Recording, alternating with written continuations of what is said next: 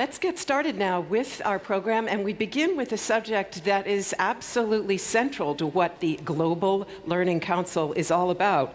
Namely, to what degree lessons learned in one culture can be, potentially at least, applicable in others. The working group number 2 has been comparing different countries' experiences in technology-enhanced learning, examining the nature of variations in how students from different cultures respond, and exploring how to overcome obstacles and barriers, particularly where resources and technology are limited.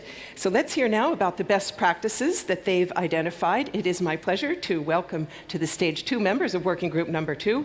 Amy Ogan is the McCandless Early Career Chair of Human-Computer Interaction at Carnegie Mellon University, and Judith Uchitiuno is a PhD student and Presidential Fellow at CMU, and she's been working on ways to better support English language learners in online courses. So the floor is yours. Take it away. Thank you.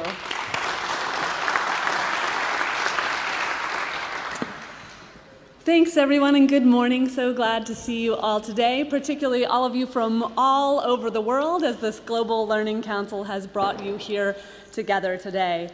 We'd very much like to thank the Global Learning Council for putting together the initiative to work on this very important topic, which is often a difficult one to find funding and support for. And so we're very excited to be working on this, the second of our 2 working groups on this topic of, well, what we initially started out to believe would be best practices for TEL in global cross-cultural contexts. But as we went along, we found that we'd be talking to you today about fundamentals for TEL in global cross-cultural contexts. And perhaps next year we'll be able to present on best practices. All right, so the question we are asking is, are there really cultural differences in teaching and learning? Or is it perhaps instead just a question of student motivation and the prior knowledge that they bring to an experience? If there are such cultural differences, are these something that we actually need to address as we develop our educational technologies and our pedagogies? So in today's talk, what we'll be doing is presenting a small subset of the studies that investigate these questions. And secondly, we'll be talking about some proposals for dealing with these findings. All right, and so how did we go about doing this? Well, first, we started off with reading, synthesizing, and writing up 639 papers. And of course, as we were doing this, we found that they couldn't come from just one source. We had to gather these from across educational psychology, learning sciences, anthropology, critical theory, artificial intelligence in education, learning at scale, mobile learning, and on in order to be able to find the scattering of work that deals with these questions. So we've been summarizing that work. In addition to that, we've conducted 20 interviews with international students and 8 with what are called flying faculty, or faculty who work in one place and fly off to teach at a branch campus somewhere else. And here you can see the set of sites where those faculty are working. In addition to that, our group personally has done field work in over 10 countries in 5 continents, where we've been working in schools and in homes and looking at issues of education and technology in education across a wide set of socioeconomic status, ethnicities, genders, etc., to try to look at how these issues actually play out in the real world over longer periods of time. So you can see here also the sites where we've been doing that work. So this is where we started. And one of the most important things that I'll give you this picture again. One of the most important things that we found as we got started, particularly with the work in these papers, was that culturally aware technology-enhanced learning needs more learning scientists. Why is that? Well, in particular, what we found from a wide set of review papers was that up to 93% of the participants in our studies are weird. And by weird, I mean that they come from Western, educated, industrialized, rich, and developed countries. All right, so this should perhaps give us some pause as we consider if this is true, does our learning science work actually apply to students who come from places outside of these venues? And the reason why we should be asking ourselves that is that an excellent paper by Henrik et al. In 2010 pulled together the literature in cognitive and social psychology to find that psychology insights that are thought to be universal in many cases do not hold in these non-weird countries and contexts. So if this is true in psychology itself, should it not also be true for the learning sciences? And so what we wanted to do here was to give you just a little taste of the sort of things that came out of Henrik's paper on psychology in general, starting with some differences that they found, for example, in even something as fundamental as color perception. All right, so I'm going to show you a video from the BBC of this excellent study. Can you do the same thing again? This is what they're looking at. For us, it's quite hard to spot the odd one out. Okay, can you point one more time towards the different color? Very good. But for the himba, it's easy to see the green, which is different.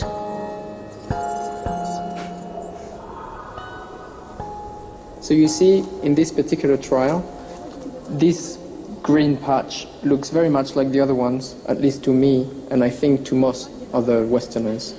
Whereas for the himba, this is a different color. Well, they have a different word for this type of green compared to the other types of green. And that allows them to more easily distinguish between these two colors when they're next to each other. Whereas for her, it is very hard. So when Westerners do this exact same trial, they will spend much longer and they will be much more likely to make a mistake than the himba. The next experiment is trickier for the himba. In this one, they are shown a circle of green squares, which includes one blue square.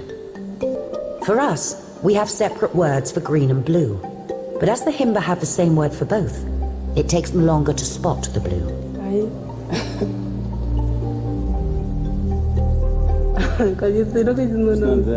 Can't see it. Wow. So the first time I saw that video, I couldn't believe that something that I thought was universal was so completely impossible for a group from a particular place in the world who had had particular experiences in their lives to be able to detect. And so what we are arguing here is that our learning science principles as well are rooted in cultural and political practices, and therefore we need an investigation into whether we are making assumptions about whether they hold across cultures, and to what extent we need to address these issues in the design of our learning environments. Okay, so today we're going to tell you a little bit about what we found, a very small set of papers that look at some of these cultural influences on teaching and learning. We're going to talk about the results that are, I would say, in their infancy on our results with culturally aware technologies for education. And then Judith is going to present to us some of the proposals from the literature for how to scale this work up. And in doing so, one of the perspectives that we're going to take is that education is also about communication. And so we're going to divide our literature into two parts. The first talking about semantics and syntactics, or really the language that we use to communicate about information about the world. And secondly, pragmatics. So that is the norms, beliefs, contexts, and motivations that surround when and where and why to use our language skills to communicate new information. All right, so first we'll talk about some results in syntactics and semantics.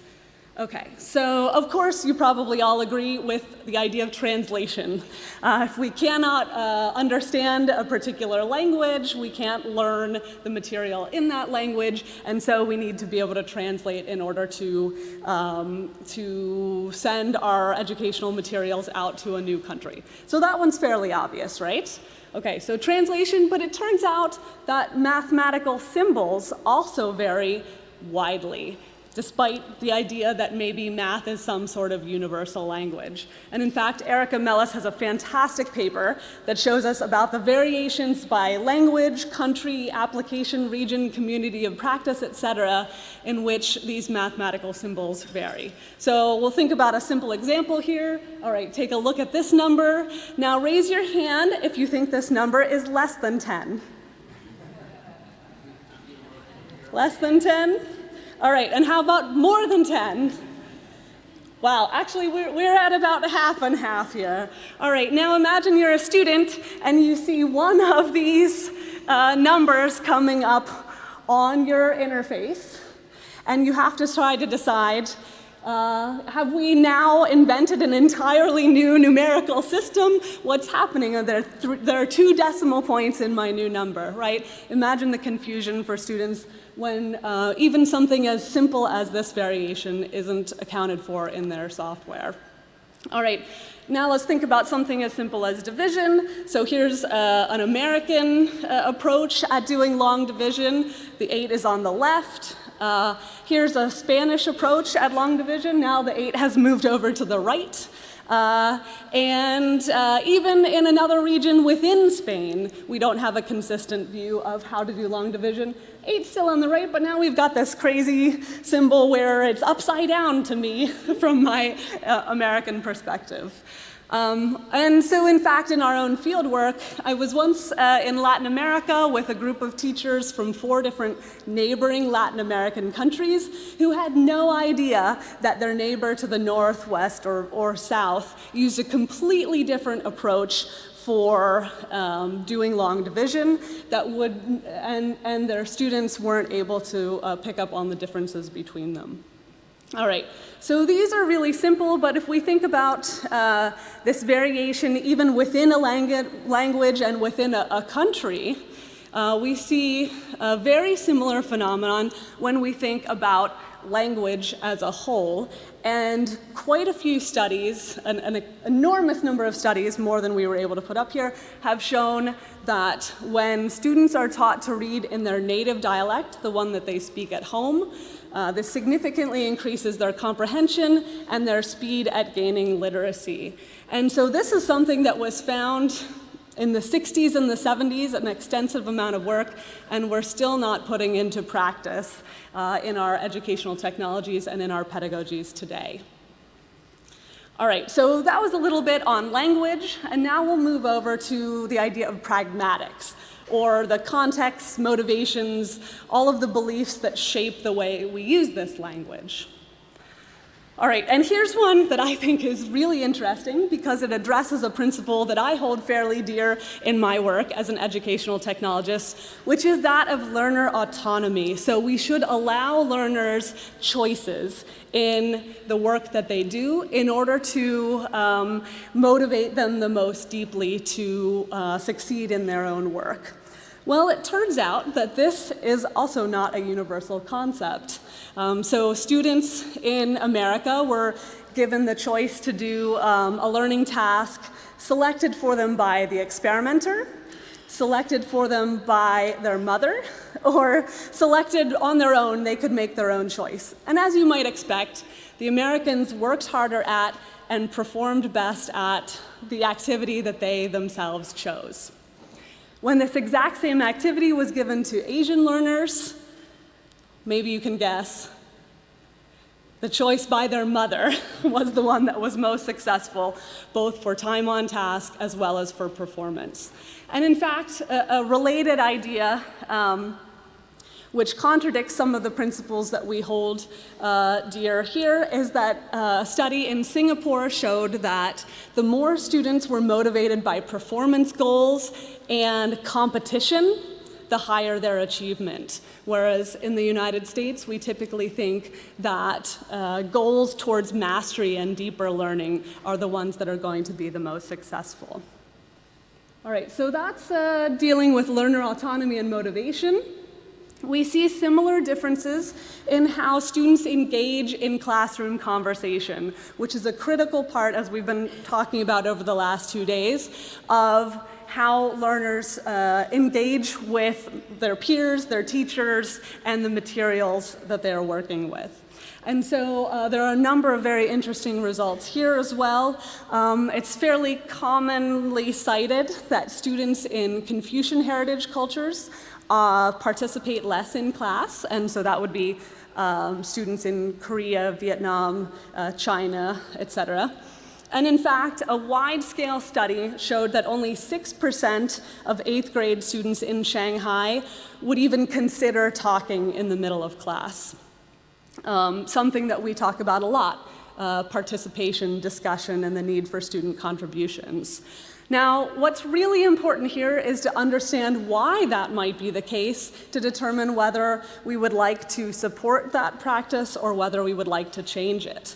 And so a great study across 3 Confucian heritage cultures showed that the majority reason that students cited for not wanting to do this was in order not to take away valuable class time by interrupting the teacher and preventing other students from learning. So without understanding the underlying reasons why such an effect might be occurring, it's impossible to make decisions about how to proceed with our own educational materials. Similarly, with respect to classroom conversation, in the United States, a large-scale study found that Native American students offered shorter contributions and fewer contributions.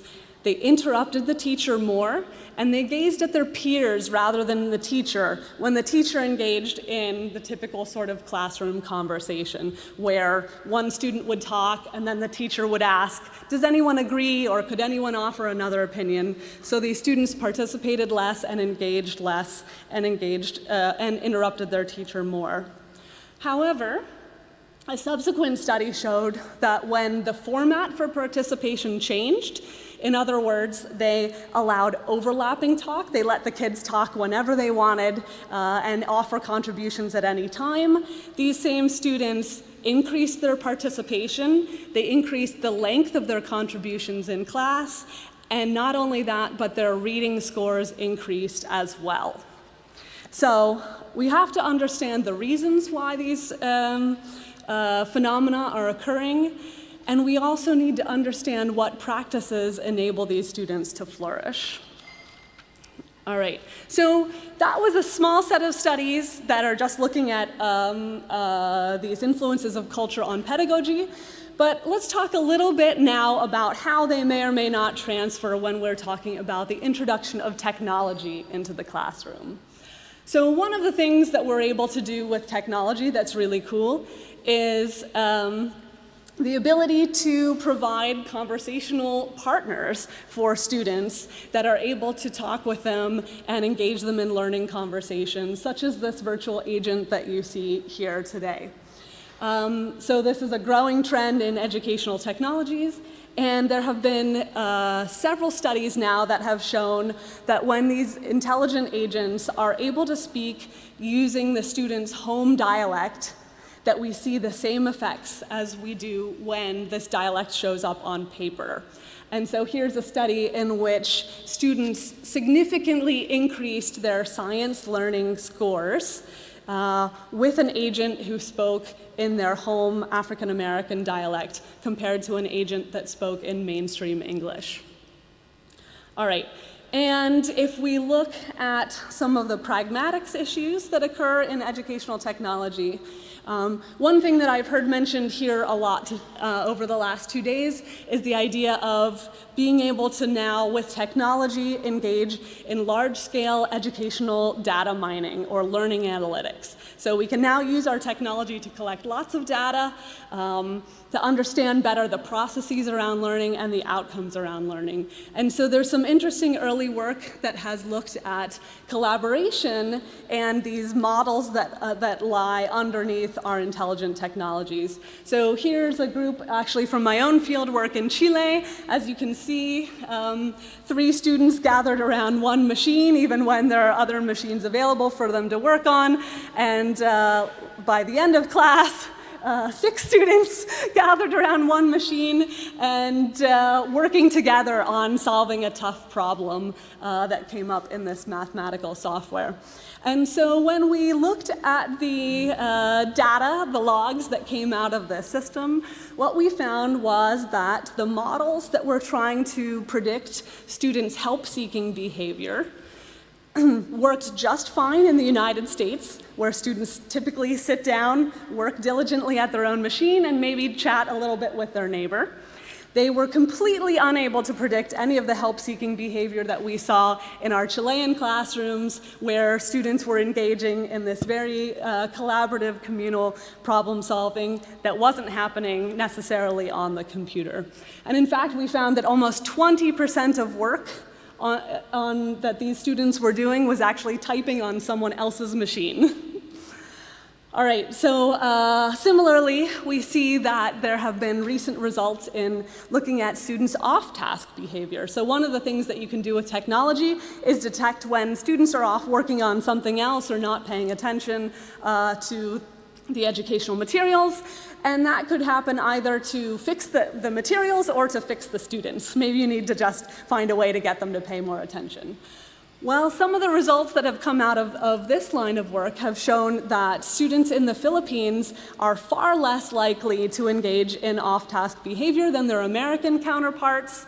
And in part, this is because the respect that they feel for the teacher and for the teacher's instructions. So when the teacher tells them to sit down and get to work and engage with their learning materials, these students are actually doing so, unlike our subjects in the United States. And so in order to be able to understand how to resolve these issues, whether there are issues with the pedagogical materials or there's issues with motivating the students, we need to understand when and where and why these behaviors exist. And we're able to do so by collecting this large-scale data with the systems.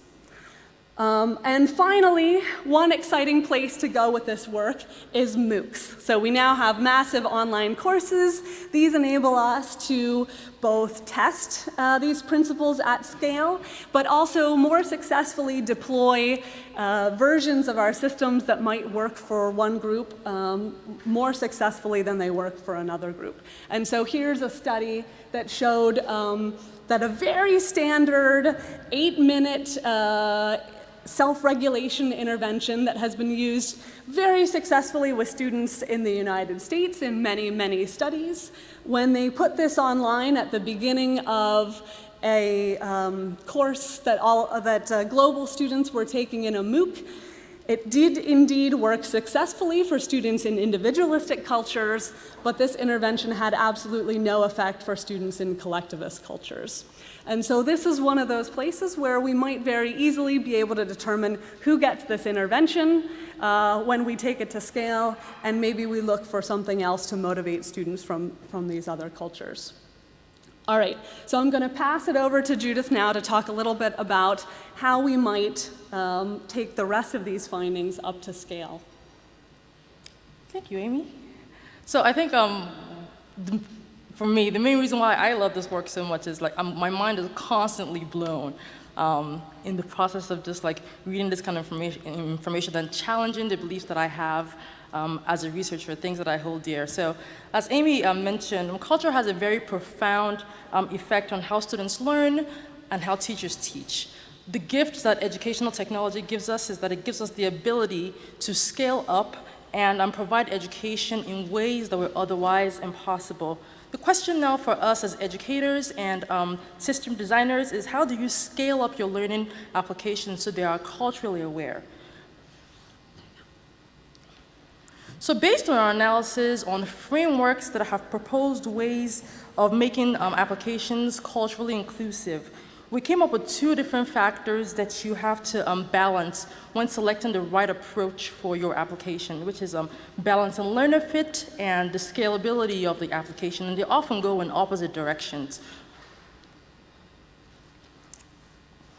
So now, before we get in there, we're going to talk about these six most common approaches for making applications culturally inclusive. The first approach is a ground-up approach. So imagine if you're designing for a community where fundamentals such as color perception is different. You really have to get into the community, immerse yourself completely, and observe their practices and design applications for them. If you do this properly, you can meet the students' unique learning needs and maximize their learning outcomes, which is also always something that we want to do as learning scientists. On the flip side, such systems are not very adaptable. You pretty much have to redo the entire process for every culture that you want to transfer this to. And so they're not very scalable as well. The next is this multicultural approach, because as students, the world is becoming increasingly global, and we want our children to be able to compete in different parts of the world. So this approach allows you to not only tailor to students' preferences, but also prepare them to compete in another society. So this says, rather than design for an objectivist principle or a constructivist principle, I'm going to borrow the principles from these different worldviews, add some principles, some critical theory, and create this eclectic design paradigm, which will tailor instruction to students' preferences and meet higher or other learning goals, like just in case the institution wants to prepare them to adapt in the global society. Now, this idea of parameterization is really one that balances learner fit and scalability. So assuming we say, okay, there are only certain factors that human beings differ on. I mean, everything about human beings all across the world cannot be fundamentally different. They're just these key things that we want to make sure that we account for. So you take different parameters, for example, does this person come from a very hierarchical society or a very individualistic society? And if they do, you're going to present them with a different system or a different option. With this, and this idea actually has a potential to create a kind of like a global database of cultural factors that not only the system designer can use, but other institutions can take advantage of. And then when you do this, it has two main challenges. The first thing is, how do you decide what parameters to vary people on? So this is a real system that varies people on different dimensions about human interactions, which is how like their interaction and social patterns, the concrete objects that are meaningful for them, and the environments that are most appropriate to meet their mental models. And the second challenge is, how do you determine what parameter value to assign to which student? And so a lot of research studies pick country of origin or like adolescence country, because there's research that says the country that you spend your adolescence is the one that shapes you the most. So there's other metrics, your family, education, and others that you can use to assign students to different groups. The downside to this approach is it is expensive to add more parameters. For you to build something like this, for every single additional parameter that you add, the cost goes up. On the other hand, the more parameters you add, the more tailored it is to the student experience. And this demographic information, the system can store it similar to the way we store student preferences, like in individualized adaptive systems. This next system is really like a scaled down version of the parameterization approach. So you say, listen, I only care about designing for this few cultures. And so I say, okay, this culture, I'm going to pre-assign these parameters that I think are important, and I'm going to design a new system, right? A different system for these different cultures. The problem with this is, it makes big assumptions about cultures that are similar but distinct at the same time. For students from Confucian cultures, for example, that includes everyone from China, everyone from Korea, everyone from Japan. In China alone, there are over 1 billion people, and you are going to assume in this kind of system that they are all the same culturally, which obviously sounds like this is not a good assumption to make.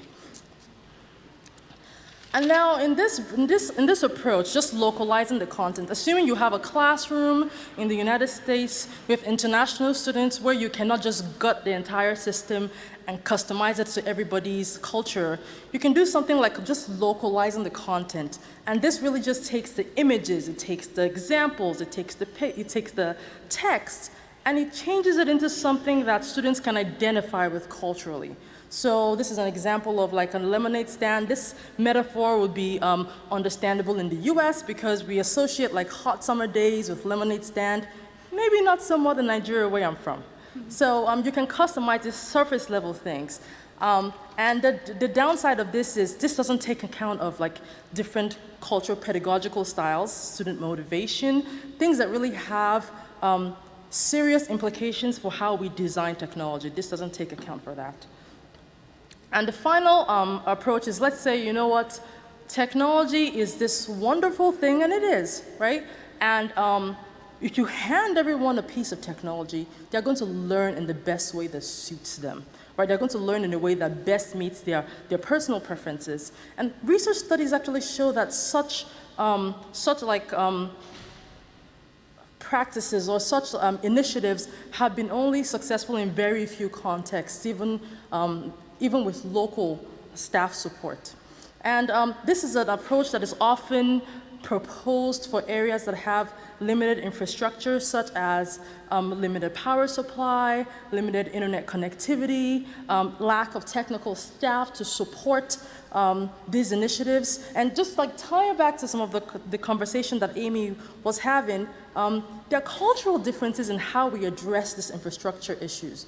So, this is the image on what you guys see here on the left, is this Indian classroom that they didn't have a sufficient amount of computers. So they came up with this solution where we are going to assign multiple students to each computer, and in this system, we're going to split the screen so that way each student has a subsection of the screen. We're going to give one mouse to each student. So even though they're sharing the same desktop, they can all have their own computers with one.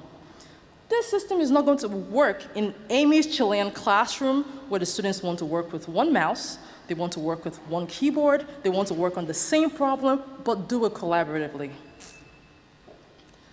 And now I'm going to hand this conversation back to Amy, and so she can wrap up the entire discussion.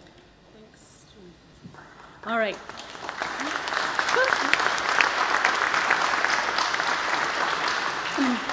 So, over the course of this talk, we've asked whether cultural differences do in fact exist, and we have found that yes, we see lots of studies that tell us that both motivation and prior knowledge is different across different groups around the world. But in addition, features that we may not immediately think of as we're designing our systems, such as our students' social identity, their practices, their values, also come into play, and there's a feedback loop here with respect to the motivations that they feel and the prior knowledges and experiences that they bring into our classrooms. So here we would say that yes, these cultural differences exist, but maybe there are some reasons that we shouldn't address them. Maybe we can overlook these differences. We know that the world is getting smaller, and oftentimes we want our students to be able to compete in a global context, and this global context that uses technology so deeply is often dominated by our weird norms and values. So maybe we want our students to be able to appear to be flexible and adaptable enough to engage in these contexts that will allow them to compete for jobs and economic opportunities. In addition, our designers are already trained in certain worldviews, and so it might be quite difficult for them to engage in designing for another culture. So lots of reasons perhaps to overlook these differences, but as we dug into the literature, we found that these cultural differences do actually matter. And when they're not addressed, what we see is oftentimes a lack of motivation, a difficulty in comprehending the material. Many studies have shown this. And at an organizational level, oftentimes what we find is that when curricula are imported into a new context, we will find a loss of experienced staff, as well as just complete failures of these curricula that aren't adapted to fit the context. On the other hand, on the positive side, what we've seen is that a number of studies that show that curricula based on a model of the culture leads to significant gains in student outcomes. And here's one in particular that saw twice the learning gains for this culturally based curriculum compared to a traditionally taught curriculum. So we find that these cultural differences do in fact matter, and if we're able to find the right solutions to be able to address them, we may significantly impact students' learning as we work towards providing quality educational opportunities for students around the world. Now, how are we going to do this? I'm going to call back to our working group from yesterday and say that not only what we need is an implementation science, but we need a culturally aware implementation science. So Lauren and Richard talked yesterday about thinking about organizational goals as we attempt to find the best practices for fitting technology into a classroom, a university, etc. I would say that we also need to be culturally aware on a global scale as we're working to find the best ways to make sure that a technology that we develop here in Germany can also be successful for students in Tanzania. So our talk ends with this call for a new implementation science that accounts for culture, and we'd love to have a discussion with you about these ideas. Thank you.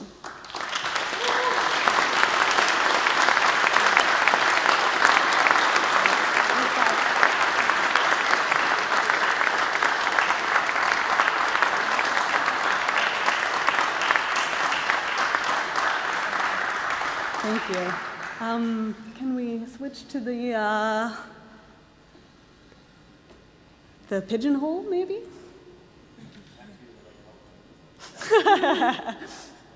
There we go. All right. So we've got 2 votes for, with global migration in mind, would you be able to provide educators with some form of guidance for culturally aware teaching to ease and support integration? Great. So this really brings back up this idea that we presented towards the end of educators who also believe that their students need to be globally competitive, and thinking about, is there an approach that will let us do both at the same time?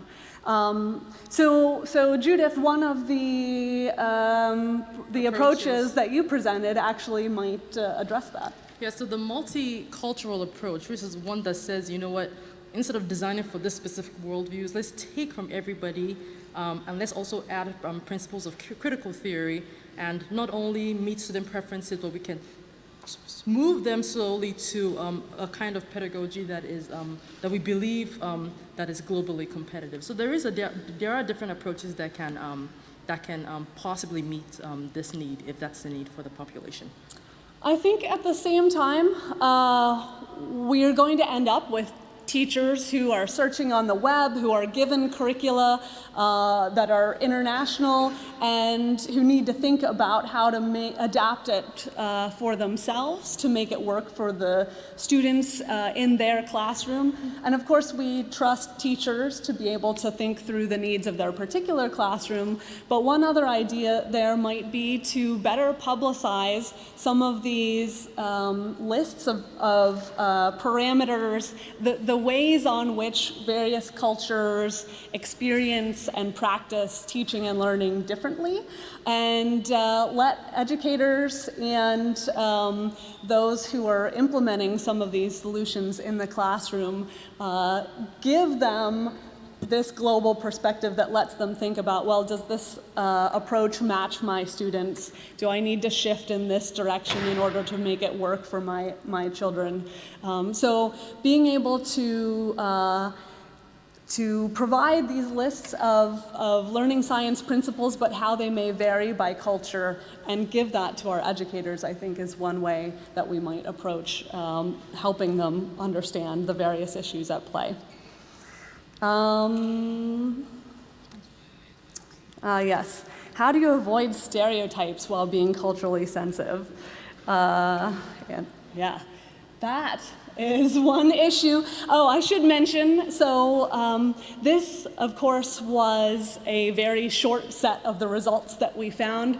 We will be distributing a much, much longer document for comment by the GLC members, and we'd be very excited if you wanted to take a look through that and give us your feedback, because we weren't able to present nearly a tenth of the information that we've collected over the course of this year.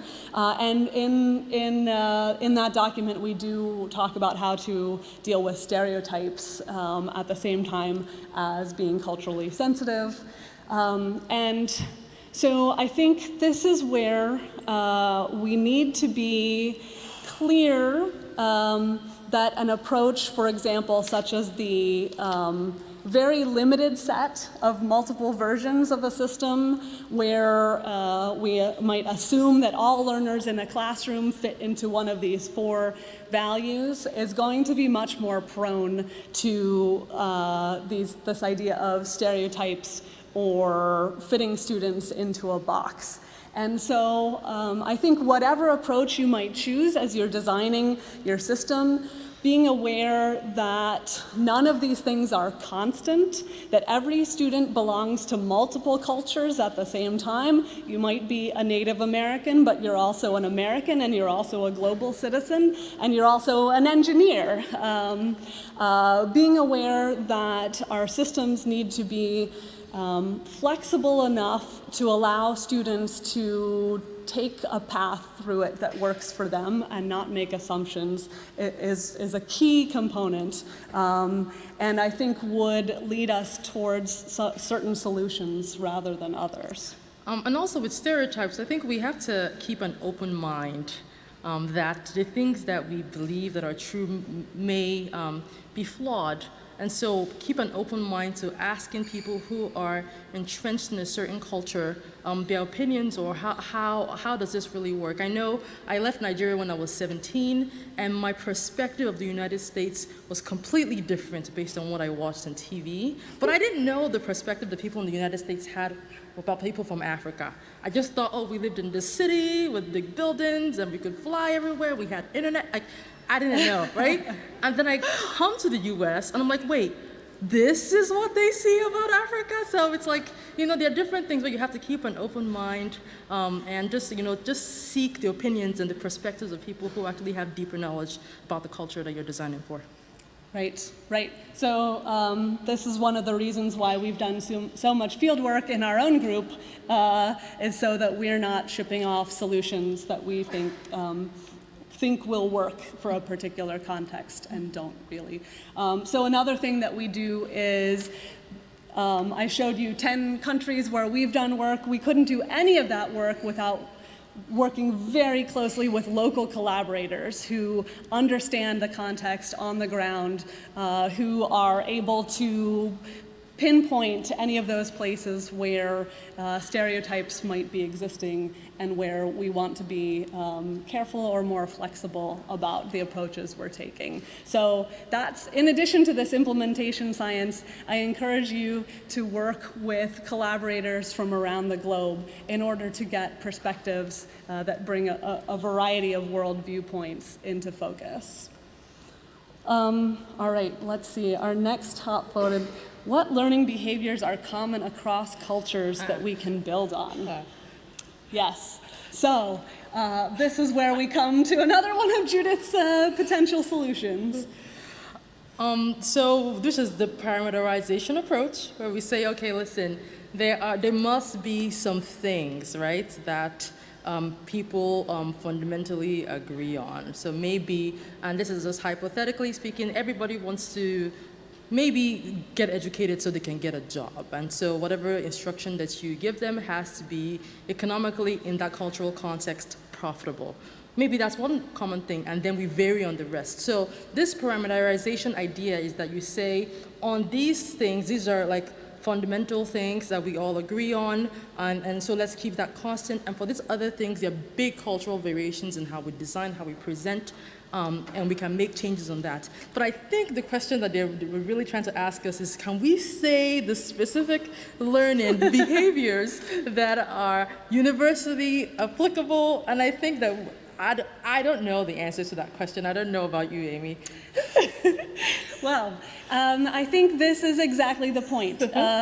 Behaviors that we ourselves believe to be universal. In our literature search over the last year, we have found that very often we're able to find something literature that would contradict that. And so I think at this point in time, I do not have an answer to that question, and I think this is why we need the implementation science. However, there are good places to start. One of the papers that we'll cite in the document that you're all welcome to comment on is from Parrish and Vanderhoost, and they've started setting out a set of scales on which they've listed, I think, 25